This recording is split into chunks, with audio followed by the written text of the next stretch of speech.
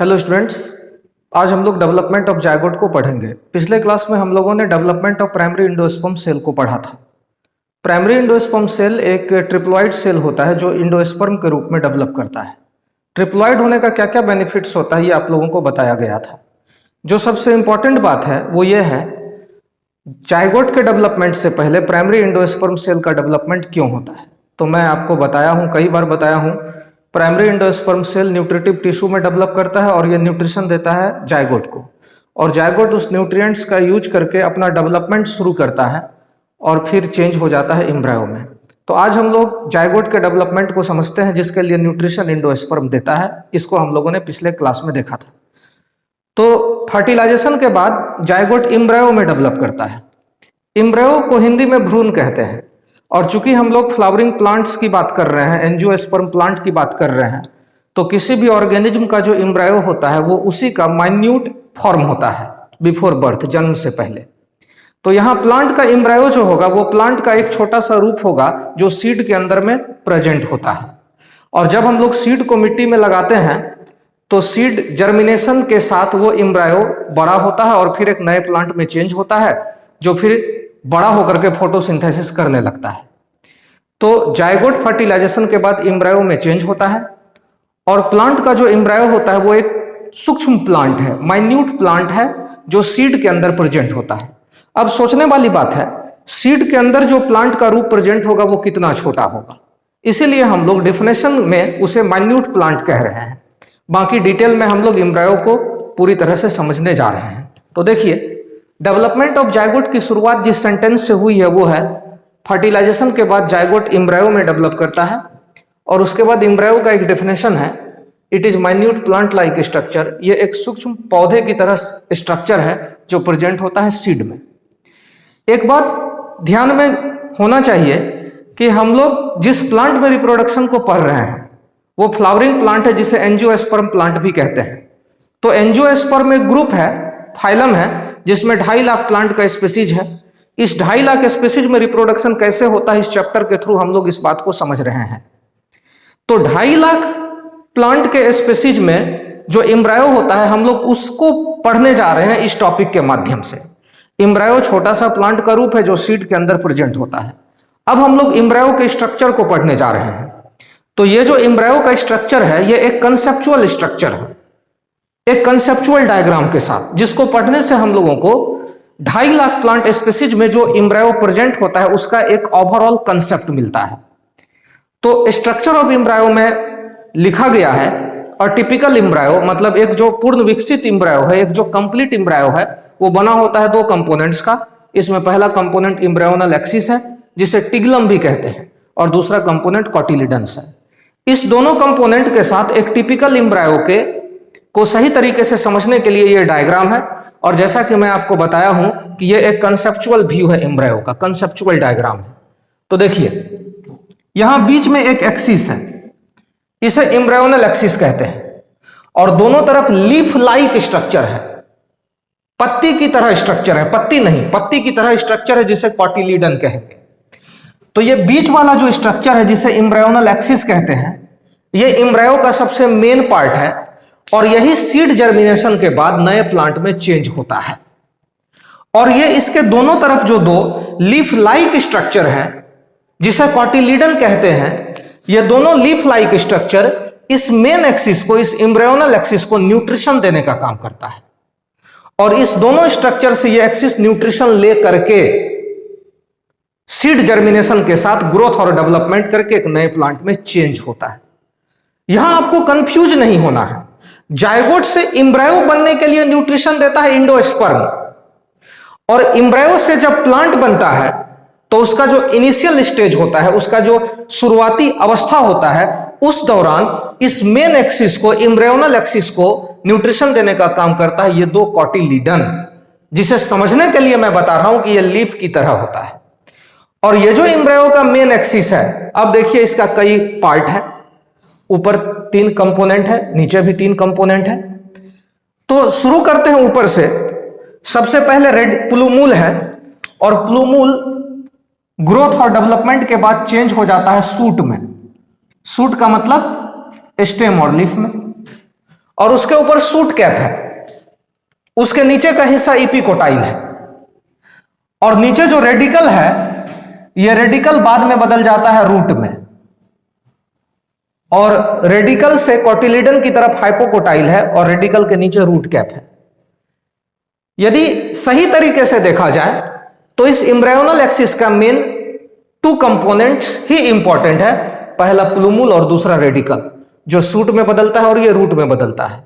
Shoot मतलब हो गया स्टेम और लीफ, और रूट तो रूट स्टेम और लीफ मतलब कि एक नए प्लांट में चेंज होने के लिए रूट स्टेम लीफ का बनना जरूरी है, जो मुख्य रूप से एम्ब्रायोनल एक्सिस के प्लूमूल और रेडिकल से बनेगा। यह कैसे होगा तो हम लोग आगे इस पर चर्चा करेंगे।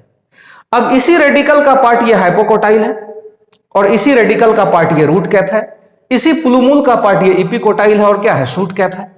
और कोटिलिडन के बारे में तो मैं आपको बता चुका हूं कि ये इस एक्सिस को न्यूट्रिशन देने का काम करता है। तो हम लोग सबसे पहले एम्ब्रायोनल एक्सिस के बारे में एक लाइन लिखते हैं नंबर ए में, एम्ब्रायोनल एक्सिस,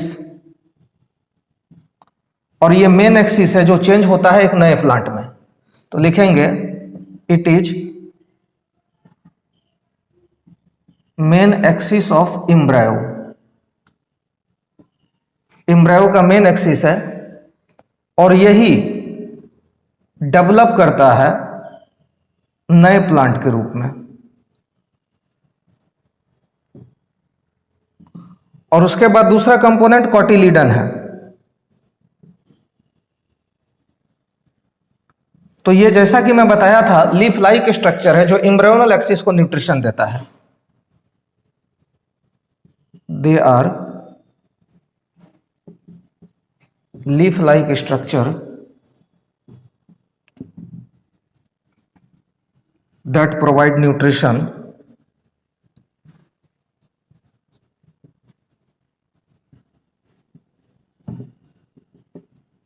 to the axis।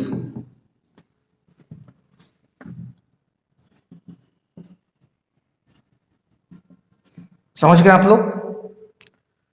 तो ये एम्ब्रायोनल एक्सिस मेन एक्सिस है और ये कोटिलिडन पत्ती की तरह स्ट्रक्चर है जो इस एक्सिस को न्यूट्रिशन देने का काम करता है। तो एक जो टिपिकल एम्ब्रायो है उसका कंसेप्चुअल स्ट्रक्चर हम लोगों ने इस कंसेप्चुअल व्यू के साथ समझा। अब 2-3 टर्म जानना है, जैसे कि एक टर्म होता है एम्ब्रायोलॉजी, एम्ब्रायो के स्टडी को एम्ब्रायोलॉजी बोलते हैं, और जायगोट से एम्ब्रायो के डेवलपमेंट को एम्ब्रायोजेनी बोलते हैं। इसको आप ध्यान में रखिएगा। क्या बताया मैं सबसे पहले आपको यह बताया अभी कि एम्ब्रायो का स्टडी कहलाता है एम्ब्रायोलॉजी और जायगोट से एम्ब्रायो का डेवलपमेंट कहलाता है एम्ब्रायोजेनी। ये 2 बात मैं आपको बताया। और तीसरी बात भी आप जानिए, हम लोगों ने अभी जिस एम्ब्रायो को पढ़ा है ये एंजियोस्पर्म प्लांट के सीड के अंदर में प्रेजेंट होता है। अब एम्ब्रायो 2 तरह का होता है। कहने का मतलब मेरा यह है, एंजियोस्पर्म जो फाइलम है इसमें 2.5 लाख प्लांट के स्पीसीज है और उसमें जायगोट से एम्ब्रायो का डेवलपमेंट इस तरीके से होता है जो अभी हम लोग पढ़ रहे हैं।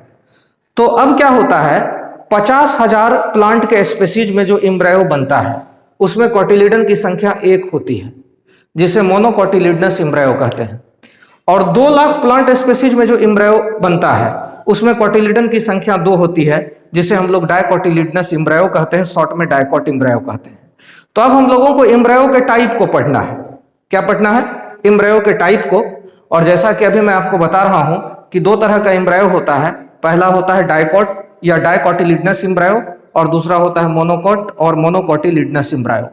Dicot embryo 2 lakh angiosperm species में पाया जाता है और मोनोकोटिलिडनस एम्ब्रायो 50,000 एंजियोस्पर्म स्पीसीज में पाया जाता है। समझ गए?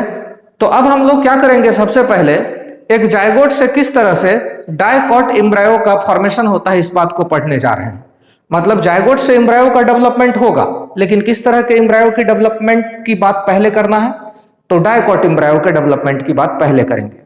तो सिंपली बोले तो हम लोगों को अब एम्ब्रायोजेनी ऑफ डाइकोट एम्ब्रायो पढ़ना है। तो आइए उसकी हम लोग शुरुआत करते हैं, फिर उसके बाद एम्ब्रायोजेनी ऑफ मोनोकोटिलिडनस एम्ब्रायो हम लोग पढ़ेंगे। एम्ब्रायोजेनी का मतलब जैसा कि मैं बताया था जायगोट से एम्ब्रायो का फॉर्मेशन। तो देखिए जरा ध्यान से, जायगोट एक सिंगल सेल होता है। तो सबसे पहले मैं डाइकोट एम्ब्रायो के डेवलपमेंट को जायगोट से इस चार्ट से बता रहा हूँ और फिर इसको हम लोग कोरिलेट करेंगे स्ट्रक्चर के साथ। तो जायगोट है, देखिए यहाँ ये जायगोट है। जायगोट एक सिंगल सेल स्ट्रक्चर होता है और कहाँ बनता है जायगोट? तो डबल फर्टिलाइजेशन जब होता है तो एम्ब्रायो सेक में नीचे की तरफ माइक्रोपाइल की तरफ जनरली जायगोट बनता है। तो अब ये जो जायगोट है आप इसको थोड़ा सा जोड़ करके, जो इसको जोड़ना है एम्ब्रायो सेक के साथ जो कि ओव्यूल का सबसे मेन कंपोनेंट था। तो फर्टिलाइजेशन के बाद फीमेल गैमेट मेल गैमेट जुड़ करके जायगोट बनाया। तो एम्ब्रायो सेक के इस तरफ होता था माइक्रोपाइल, क्या होता था? माइक्रोपाइल, और ऊपर की तरफ होता था चलाजा। तो जहां ये माइक्रोपाइल एंड चलाजा कंपोनेंट्स है ओव्यूल का, वहीं यहां पर इस दोनों का यूज करेंगे हम लोग डायरेक्शन को दिखाने में। तो देखिए जायगोट सेल डिवीजन करके 2 सेल में बढ़ जाता है। इसमें नीचे की तरफ जो सेल होता है उसे हम लोग बोलते हैं सस्पेंसर सेल, उसे बोलते हैं सस्पेंसर सेल। और ऊपर की तरफ जो सेल होता है इसे बोलते हैं हम लोग एम्ब्रायोनल सेल, इसे बोलते हैं एम्ब्रायोनल सेल। समझ गए? Embryonal cell. तो इस फ्लो चार्ट में जायगोट बट गया 2 सेल में। पहला है सस्पेंसर सेल जिसे बेसल सेल भी कहते हैं, और दूसरा है एम्ब्रायोनल सेल जिसे टर्मिनल सेल भी कहेंगे। And according to diagram suspensor cell is present towards micropylar end, मतलब कि नीचे की तरफ, और एम्ब्रायोनल सेल चलाजा एंड की तरफ, मतलब कि ऊपर की तरफ। अब देखिए, अब ये दोनों सेल काफी खास है। तो सस्पेंसर सेल से सस्पेंसर फिलामेंट बनता है जो कि 6 से 10 सेल वाला स्ट्रक्चर है। तो यहां देखिए सस्पेंसर सेल से सस्पेंसर फिलामेंट बना, और मैंने जो डायग्राम बनाया है इसमें फिलामेंट को मैं 6 सेल्ड स्ट्रक्चर के रूप में दिखा रहा हूं, मतलब कि इसमें 6 सेल है। और ये नीचे वाला सेल काफी खास है जिसे हम लोग बोलते हैं हस्टोरियल, हस्टोरियल। और देखिए एम्ब्रायोनल सेल जो है ये बढ़ जाता है 8 सेल वाले स्ट्रक्चर में, 8 सेल्ड स्ट्रक्चर में, जिसको हम लोग बोलते हैं ऑक्टेंट। तो ये 8 सेल वाला स्ट्रक्चर है जिसे हम लोग ऑक्टेंट बोलेंगे। समझ गए? ये सस्पेंसर फिलामेंट है और इसमें जो नीचे वाला सेल है उसे बोलते हैं हस्टोरियल सेल, और ये ऊपर जो एम्ब्रायोनल सेल के बटने से 8 सेल वाला स्ट्रक्चर बना है उसे हम लोग बोलते हैं ऑक्टेंट। अब सस्पेंसर फिलामेंट ज्यों का त्यों फिलहाल रहेगा, सस्पेंसर फिलामेंट फिलहाल ज्यों का त्यों रहेगा।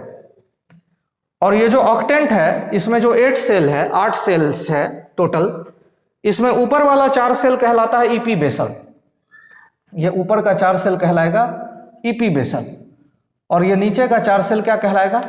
Hypobasal. Octant is 8 sailed structure, और इसमें 4 ऊपर वाला सेल ईपी बेसल सेल है या ईपी बेसल कहलाएगा, और नीचे में जो 4 सेल है उसे हम लोग बोलेंगे हाइपोबेसल सेल्स। अब देखिए, अब ये हस्टोरियल थोड़ा सा बड़ा हो जाएगा। ये जो शेप बन रहा है एम्ब्रायो का, इस स्ट्रक्चर के बाद जो एम्ब्रायो का स्ट्रक्चर बन रहा है ये ग्लोबुलर स्टेज कहलाता है, ग्लोबुलर स्टेज ऑफ एम्ब्रायो। अब देखिए, अब फिर चेंज हो गया इस तरह के स्ट्रक्चर में, और ये हार्ट शेप्ड स्ट्रक्चर है एम्ब्रायो का, हृदय की तरह, और ये मैच्योर डाइकोट एम्ब्रायो का एक्चुअल डायग्राम है, मैच्योर डाइकोट एम्ब्रायो। तो ये मैच्योर एम्ब्रायो है। हम लोगों ने कंसेप्चुअल व्यू को देख करके एम्ब्रायो के स्ट्रक्चर को समझा था, but actual mature dicot embryo इस तरह का होता है। तो फिलहाल हम लोग फिर यहां से देखते हैं, ये सस्पेंसर फिलामेंट है और ये ऑक्टेंट है जिसका 4 ऊपर वाला सेल ईपी बेसल है और नीचे वाला हाइपोबेसल है। अब ये स्ट्रक्चर, ये स्टेज एम्ब्रायो का उस स्ट्रक्चर में चेंज हुआ जो एम्ब्रायो का ग्लोबुलर स्टेज कहलाता है। इस तरह से फिर वो चेंज हो गया जो हार्ट शेप्ड कहलाता है, और इसमें ये उभरने वाला स्ट्रक्चर कॉटिलीडन है, कॉटिलीडन, और यहां पर प्लूमूल है, प्लूमूल, और नीचे की तरफ इसमें रेडिकल बन रहा है। ये रेडिकल, समझ गए, ये रेडिकल। अब देखिए, तो ये ऑक्टेंट जो 8 सेल्ड स्ट्रक्चर था, इसमें 4 सेल्ड स्ट्रक्चर इपीबेसल है और 4 सेल्ड स्ट्रक्चर हाइपोबेसल है। अब क्या होता है, तो अब हम लोगों के सामने यहां 3 कंपोनेंट्स है, सस्पेंसर फिलामेंट, इपीबेसल एंड हाइपोबेसल। अब हाइपोबेसल से हाइपोकोटाइल बना, इपीबेसल से प्लूमूल, कोटिलीडन और इपीकोटाइल बना, और यह सस्पेंसर फिलामेंट बदल जाएगा रेडिकल में। इस तरह से एक मैच्योर डाइकोट एम्ब्रायो का अलग अलग कंपोनेंट्स का डेवलपमेंट इस अलग अलग स्ट्रक्चर से होता है। और ये अलग अलग स्ट्रक्चर एम्ब्रायोजेनी के दौरान कब बनता है उसे हम लोग इस डायग्राम से देख रहे हैं। तो हार्ट शेप्ड स्ट्रक्चर है यह एम्ब्रायो का, और अब यह मैच्योर एम्ब्रायो है, तो यह रेडिकल है, रेडिकल, और यह नीचे रूट कैप है, यहां पर यह प्लूमूल है, और आप जो ये दोनों स्ट्रक्चर देख रहे हैं, ये दोनों स्ट्रक्चर कोटिलीडन है। तो इस तरह से एक मैच्योर डाइकोट एम्ब्रायो बन गया जिसमें बहुत सारा कंपोनेंट है। किस कंपोनेंट का क्या फंक्शन है, ये हम लोगों ने जब एम्ब्रायो का कंसेप्चुअल व्यू देखा वहां पर समझ गया। और कौन सा स्ट्रक्चर किस स्ट्रक्चर से बना है, इस मैच्योर डाइकोट एम्ब्रायो का कौन सा कंपोनेंट कहां से बना है, इस बात को भी हम लोगों ने समझा, और इस बात को आसानी से हम लोगों ने इस डायग्राम को देख करके समझा। तो क्वेश्चन यहां से आ सकता है, हाइपोबेसल से क्या बनेगा, इपीबेसल से क्या बनेगा, सस्पेंसर फिलामेंट से क्या बनेगा। तो हम लोगों ने जाइगोट से एक डाइकोट एम्ब्रायो के डेवलपमेंट को देखा, मतलब डाइकोट एम्ब्रायो के एम्ब्रायोजेनी को देखा।